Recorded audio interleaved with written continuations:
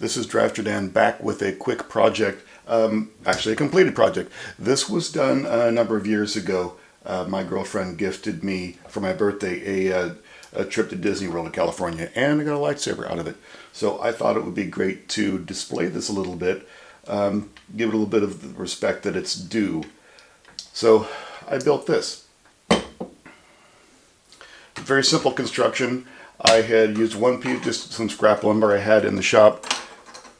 One piece construction for the base. I had routed out using the mill, some details to make it look a little bit fancy.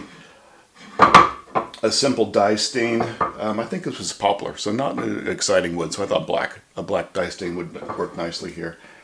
Some details on the verticals, and I made little copper holders for the extra crystals. I thought that was kind of a fun little thing. So not every project is done with YouTube in mind. Sometimes you just do it just for the fun of it. So that's what happened here, even though that here I am, of course, telling you about this and sharing this with the world. But it was a fun little project, and I thought it'd be fun to share. Thank you so much.